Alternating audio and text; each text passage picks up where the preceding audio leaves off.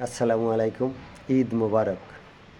আসুন সবাই কাঁধে কাঁধ মিলিয়ে ঈদগাহে যাই এবং যত দুঃখ বেদনা সব ভুলে যাই এবং যাদের বিশেষ করে পিতামাতা আছেন তাদের পিতামাতাকে নিয়ে আপনারা ঈদগাহে যাওয়ার চেষ্টা করবেন।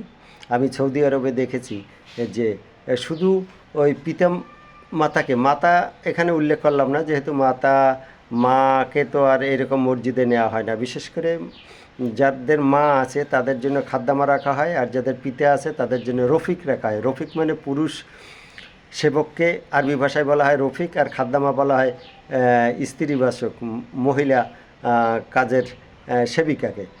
তো শুধুমাত্র নামাজ আদায় করার জন্য 5 ওয়াক্ত নামাজ পড়াবার জন্য মসজিদে যাবেন, এই জন্য সৌদিরা একজন বাঙালি অথবা একজন হিন্দি রাখেন, মানে হুইল চেয়ারে করে জামাত আদায় করার জন্য মসজিদে নিয়ে যান।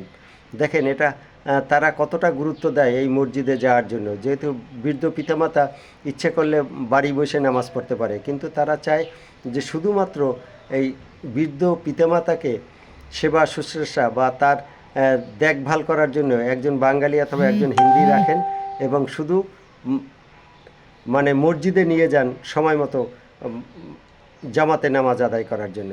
আর যাদের পিতামাতা অসুস্থ আছে, বয়োবৃদ্ধ, আপনারা চেষ্টা করবেন আপনাদের সঙ্গে নিয়ে ঈদগাহে যাওয়ার, এবং এটাই হয়তো শেষ জামাতও হতে পারে আপনাদের।